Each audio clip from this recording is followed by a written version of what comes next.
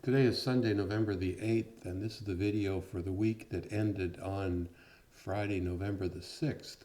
And what a week it was, looking at the S&P Monday, Tuesday, Wednesday, Thursday, and then almost this little doji on Friday. So it was a tremendous week. We had an election on this day, and we had a president called on Saturday. So it'll be interesting to see this evening at 6 p.m. when the futures market opens, just how positive things are going to be. But I have a feeling that they are going to be positive and that we're still making a run for 35.88, where we will naturally run into some resistance. We have this cloud ahead, which is not one of these that the candles were able to follow. So this predictive Ichimoku cloud shows that there is an opportunity for a pullback, probably sometime around early December, but that'll be after we hit 35.88. And the Chiku span is still out in the open. Let's take a look at the weekly, and you can see not much difference there. Just everything is looking positive for a run to make that new high. The NASDAQ looks something like this. It had an equally good week. Started off with a bad Monday, but Tuesday, Wednesday, Thursday, Friday finished off quite strong. Let's look at the weekly for the NASDAQ.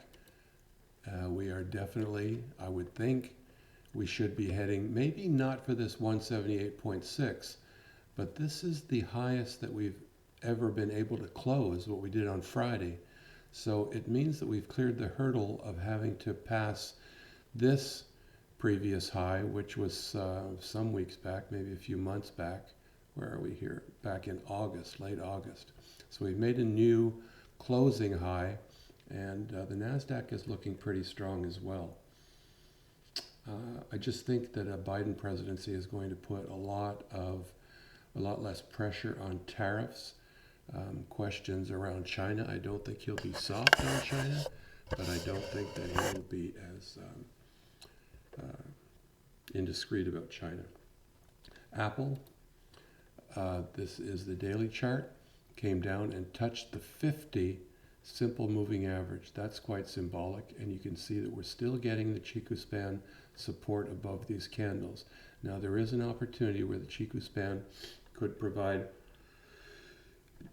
excuse me, I'm sorry about that, some support here that would be lower, and that would be consistent with more testing of the 50 and more testing of the cloud. And if you look at this, the 50 is dropping down and is heading towards the cloud. The 8 EMA is coming, so we're going to have an intersection of the 50, the 8, and the top of the cloud. And this is never coincidental. This is really something that traders are going to take a look at. And I think we're going to see Apple just moving sideways for a while. Caterpillar. Oops, sorry about that. You remember we talked about that shark pattern such a long time ago. Let me take the cloud out of there because it's not too relevant right now. Really, this shark pattern is the relevancy. So we went into the zone that would call for completing a shark pattern, but it doesn't mean we can't come back into it again and try to hit the ultimate target, which would be 13% higher than the XA portion, this one right here. And that's a shark pattern. Read about it in the Gartley pattern formations, but it's one that was automatically detected by Motive Wave. Home Depot, powerful stock. And look at the channeling that it's been doing since July. It's just been moving up and down in this channel, which let's just pull out a Motive Wave tool here. And let's look at, where is it? It's going to be a price range tool, and it's going to show us that the range here between these two lines is this $28 range, so $30 range for Home Depot. But the volume, you see down here, the volume is tailing off. So you can expect Home Depot to channel a little bit, but it's still a good stock going into the holidays. maybe Home Depot's best days were behind them when people were doing their renovations, staying home from COVID. Now the Christmas spending may not be done at Home Depot. The spouse may be saying, hey, to the other spouse, you did all the home type improvements that you wanted to do over the summer, and we were locked down in COVID. Now I'd like to spend some money on myself. AT&T, still love this stock, which is still doing a 7.6% dividend. I just continue to add whenever it comes down. If it ever comes back down again to this level here of 26.50, I'm just going to add more of it and keep enjoying the dividend. Whirlpool back up, starting to make new highs. Won't spend too much time here, but my favorite stock and the one that I'm really looking at now is NIO. And I added more stock. I believe it was Friday, might have been Thursday, but I'm up now to 1,000 shares. But I have 500 of those shares that are covered with the calls that expire in 2 weeks, the November calls, 41, that I received $3.10 for. So my break-even point on that would be 44.10.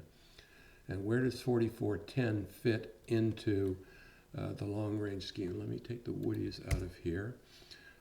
44.10, if we're looking at Fibonacci areas, and again, we're looking at this wave up.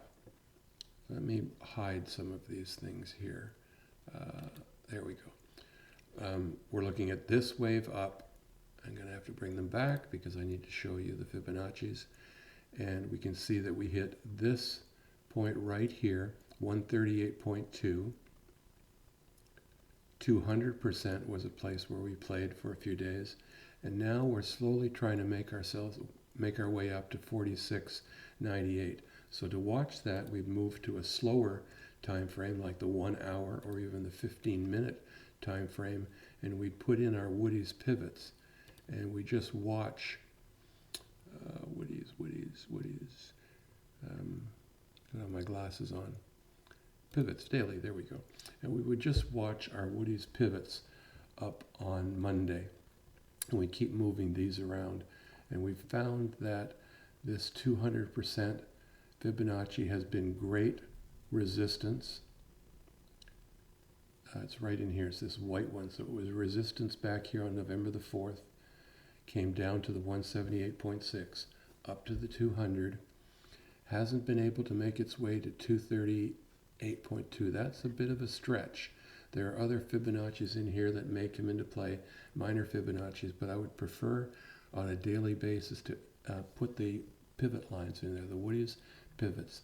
And you can see that resistance 1 on Friday was important, and then we came back down to the pivot point for the daily Woodies, and then we weren't able quite to make it up to the R1. So while we're in between these two big Fibonacci's, 238.2 and 39.79, I'm looking at the Woodies. Someone asked, where do I see NIO going?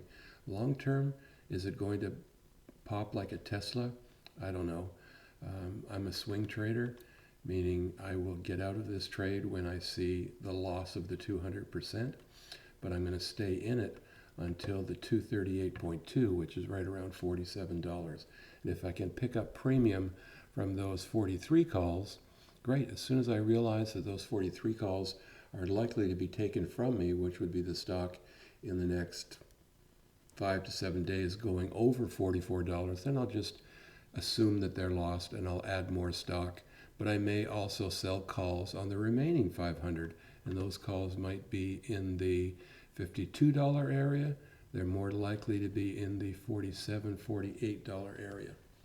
So I am optimistic going into next week on so many things, not the least of which is the results of the election.